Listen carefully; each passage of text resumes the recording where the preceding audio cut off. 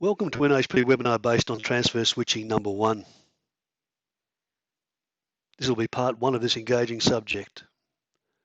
In part 2, we'll look at some more complex issues and applications and discuss some specific cases and pitfalls we've seen over many years of our customer service. In this webinar, we're going to look at some standards, we'll look at definitions, reasons to transfer power, transition modes, switching or operation modes, hardware used for carrying out the transfer switching operations, and in the hardware area, we'll go through some methods of interlocking. First of all, there are lots of standards and definitions that influence the operation of transfer switches.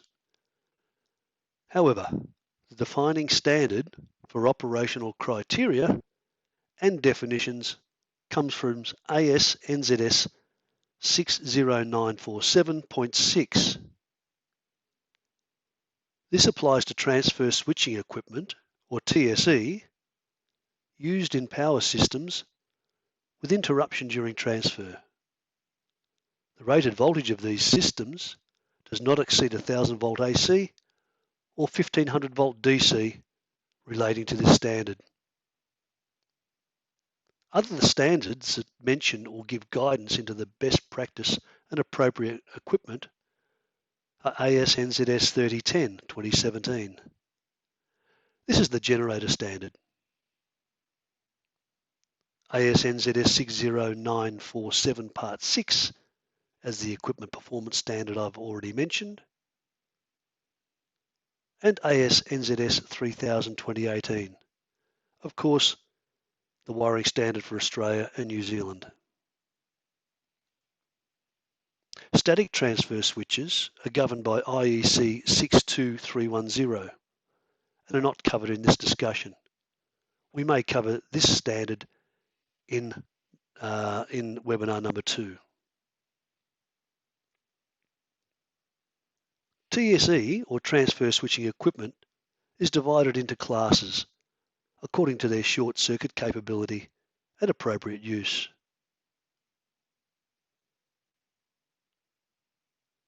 Class PC is capable of making and withstanding, but is not intended for breaking short circuit currents. This class of equipment would include switches and switch disconnectors, including load break types. These devices rely on fuses and circuit breakers to operate to interrupt the short circuits. Class CB is capable of making and is intended for breaking short circuit currents and is provided with overcurrent releases. The devices fitting this class are circuit breakers of all types. Class CC is capable of making and withstanding, but is not intended for breaking short circuit currents and is based upon devices filling the requirements of 60947.4.1. This standard covers contactor-driven starters and switchgear sets. When using Class CC equipment, it's highly recommended that mirror contacts should be used to monitor the state of the contacts. This is due to the tendency of the contacts to weld under certain conditions. There's also a review of the appropriate automatic transfer switching equipment clarification and classifications for use with safety services in the supply system. The standard 60947.6 definitions cover manually operated transfer switching equipment, or MTSE. This is a transfer switch of any class that relies on human intervention to make the changeover, be it one handle or a number of manual operations. This may or may not include manual starting of the generator.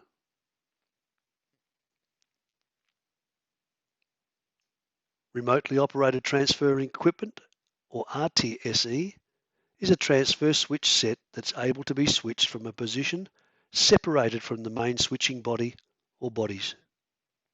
The switches would be fitted with means of switching when given an electrical signal input. This means that the industry terminology of BTS or basic transfer switch may meet this brief. A basic transfer switch is normally fitted with a motor operator of some description, but has no logic or intelligent control supplied as part of the package. Class CC equipment also meets this brief, as they are equipped with coils capable of being switched and controlled remotely. Automatic transfer switching equipment, or ATSE, is a transfer switching set that's supplied with a means of switching electrically, as well as being matched with an onboard purpose-built system of sensing supply conditions and signaling the switches to transfer. It would also have means of automatically starting the generator set. The sensing and control section may not be on board the switch set. However, the two sections would ideally be located in the same switchboard in close proximity to the switches and be specifically tailored for the correct interface between the sections. The logic may be hardwired relay logic or specific electronic controller and interface panel, as we'll see. Standard constantly refers to utilization categories defined in other parts of the 60947 standard. The standard is quite specific and complicated, and this ensures that for the main circuit supply applications, minimum quality expectations are met or exceeded. We see here the descriptions as in 60947 part 6.1 as the non-inductive, slightly inductive loads all the way down to the incandescent lamps as the AC 31 to 36 series. 60947 part 2 covers circuit breakers. Part 3 covers switch disconnectors. And part 4 covers contactors. You'll notice that 60947 part 2 on circuit breakers does not assign a utilization category. This is due to circuit breakers not being specifically designed and tested for duty load specific switching. Their primary function is circuit protection. Terasaki have tested and confirmed that their MCCBs are suitable for an expected utilization category of AC31B. In addition, Terasaki ACBs conform to Class CB when used in a transfer switch application. In all other cases, users should be governed by the expected number of operations required in the application and the expected state of the loads upon power reinstatement.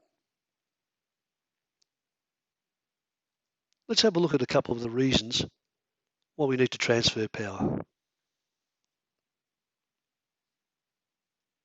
The most common and basic reason for the need to transfer power sources is the failure of the regular supply power source or the detection of out of specification supply.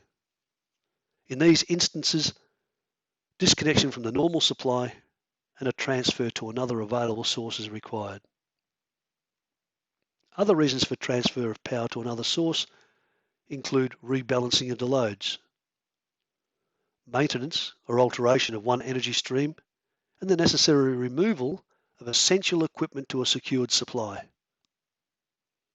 In some installations, impending storm activity that may cause interruption without notice can warrant transfer temporarily to a generator supply for essential loads. Another reason is to enable peak lopping or taking up of an installation's loads to ensure the peak demand is kept below a certain level.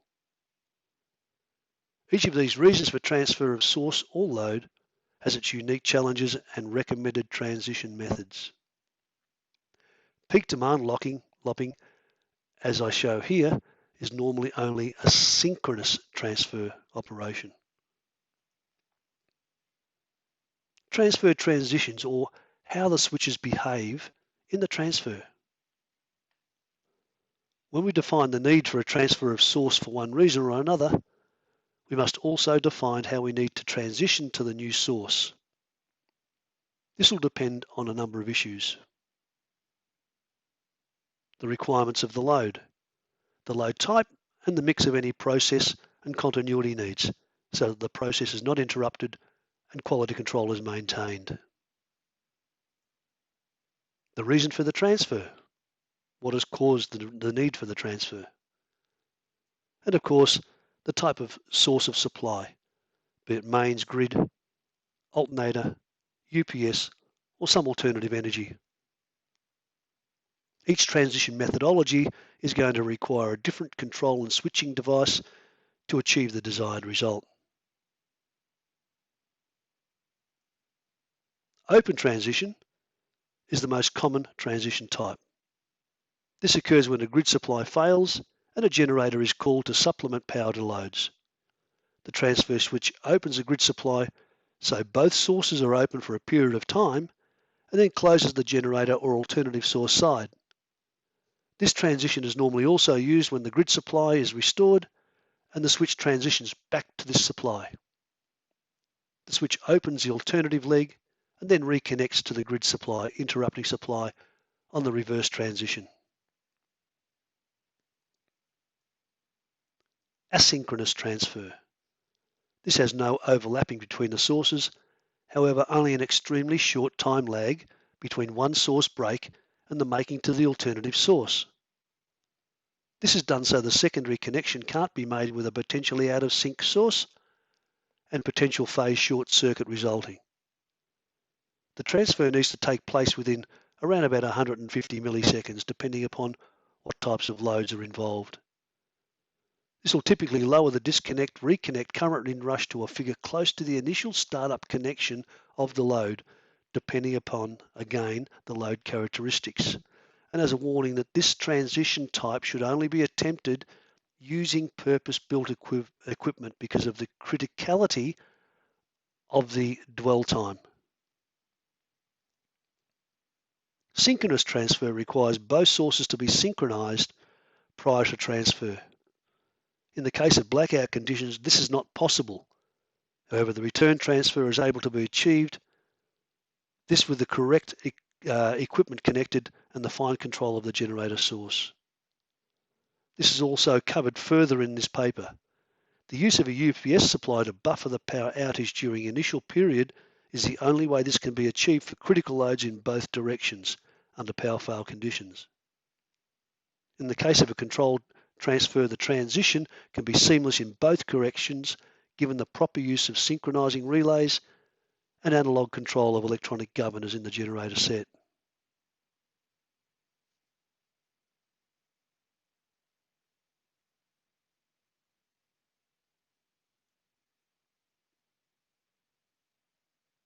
So how are the switches controlled? Let's look at modes of operation.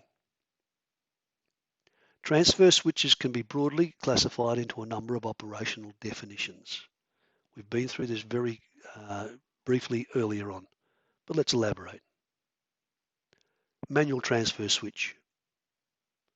Normally either one or a set of switches that are turned on and off by human intervention via a handle or toggle at the appropriate time.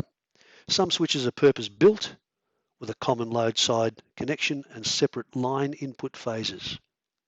With a single operating handle, the switch may be moved from normal supply through off position and through to the auxiliary supply conditions. These switches have inherent mechanical interlocks that prevent the simultaneous closure onto two supply sources. Some setups use two load break switches that have been mechanically interlocked in some way to prevent simultaneous connection. The interlocks can be cable type, rod or walking beam style, or coded safety interlock key systems. Interlock key systems can allow some fairly complex procedural switching safeguards if designed correctly. The remote transfer switch or basic transfer switch.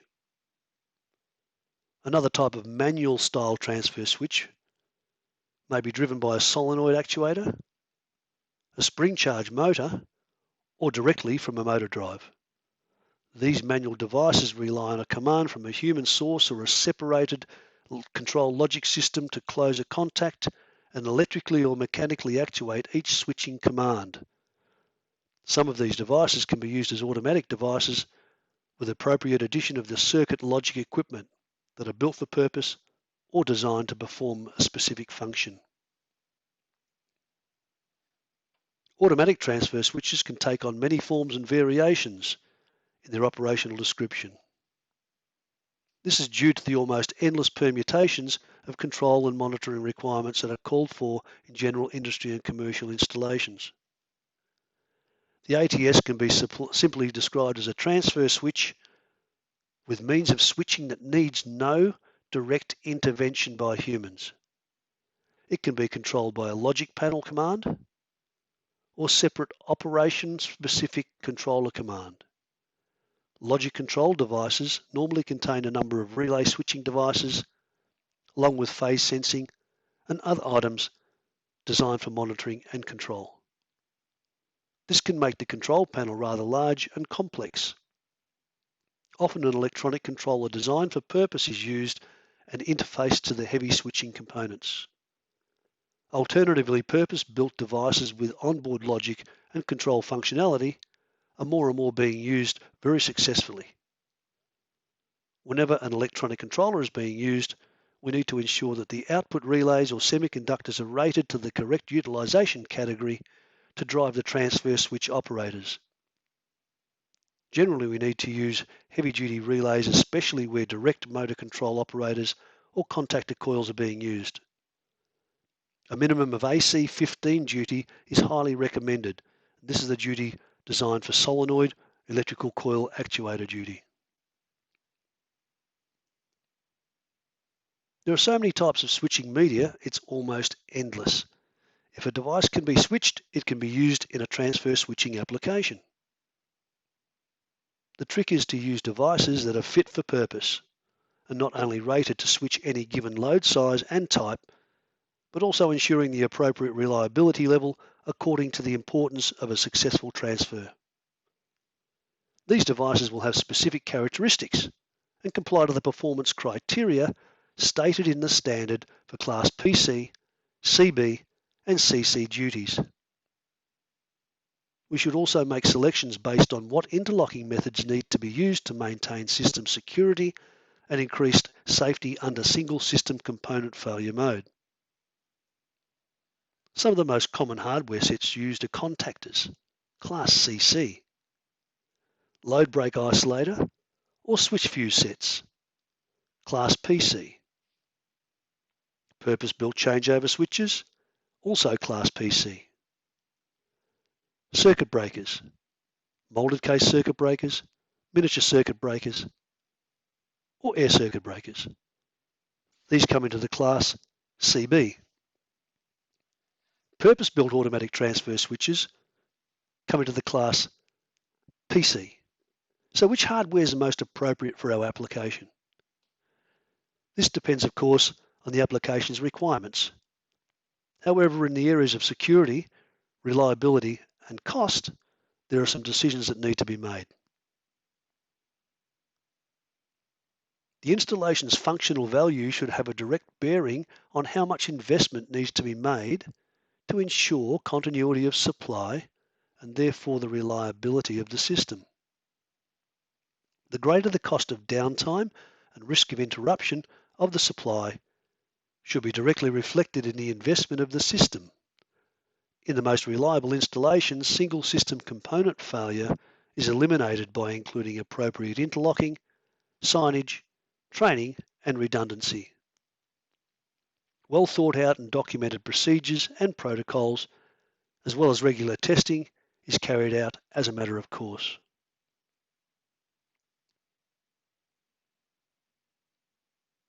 Interlocking. Electrical interlocking should be used for all transfer switch operations, except hand-operated manual operations. Mechanical interlocking should be used for all applications where possible, and this of course is except synchronous transfers. At this point I should emphasize that mechanical interlocking should only be regarded as the final safety function in the system. Failure of mechanical interlocks caused by maladjustment, temperature change, lack of maintenance, and lack of testing as well as incorrect switching commands far outweigh contact switching failures in correctly designed systems. Electrical interlocking should be used as the primary safety interlock method by all types of transfer switches. Shown here is a method of mechanically interlocking the circuit breakers via a cable interlock and the electrical interlocking function of the motor operators with a purpose-built electrical interlock cable. Here's a schematic control wiring diagram for automatic transfer switches, just a very, very simple wiring diagram.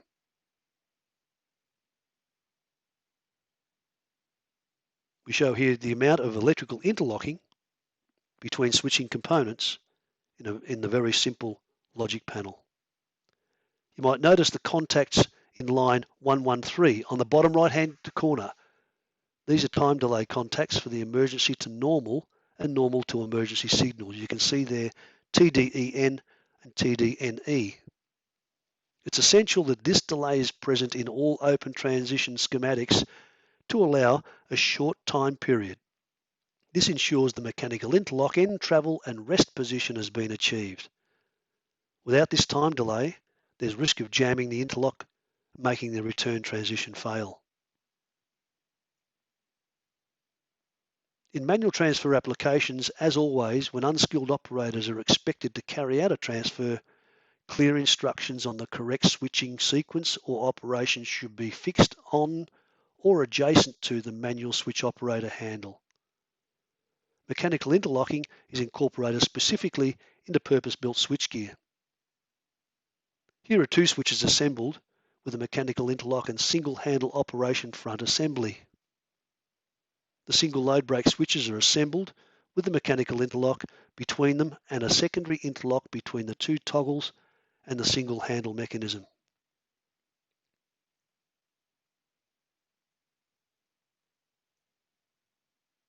Interlocking in both manual and automatic systems is a major challenge to determine the most appropriate method and mix. Manual switching interlocks for direct handle operation need to be virtually foolproof and robust enough to assist heavy-handed attempts to close. Where there is an interlocking to be done between two manual handles or more, trapped key interlocks are an excellent method of controlling the sequence. Trapped key interlocks can also be used between otherwise incompatible switches such as ACBs, MCCBs or load break type transfer switch equipment.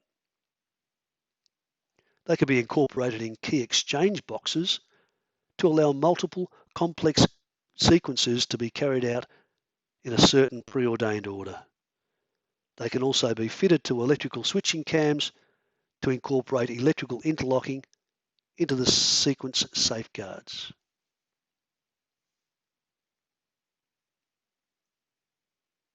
There are many variations of mechanical interlocks available depending on the type of switches used in the transfer switch set. Some are more reliable than others. Some must be factory fitted and others can be user fitted. All must be tested and commissioned as variations in climate and physical placement may cause the adjustments to vary and cause an overlap in mechanism movement. The types shown here are standard cable interlocks and rear-mounted cable interlocks. We can also interlock between different combinations of air circuit breaker, and we go into further detail about this in Webinar Edition 2 of Transfer Switching Techniques. Front-mounted rod and toggle interlocks are commonly used where breakers are mounted in close proximity to each other. With these styles, care needs to be taken to mount the breakers on a stable, rigid surface to avoid misalignment and movement. They need to be very, very carefully adjusted and tested. Factory-fitted walking beam interlocks are pre-assembled into specially designed mounting plates for fitting into switchboard structures. The walking beam mechanical structure acts directly on the contact position mechanisms inside the breaker. This device is normally very reliable if adjusted correctly when fitted. Well, we trust this webinar has been informative on a number of levels. If you have questions regarding this subject matter, feel free to drop me an email on syoung@nhp.com.au or contact your local NHP representative. Alternatively, filter your query through our customer service consultants on 1300 NHP NHP. Hope you look out for transfer switching techniques number 2 coming soon.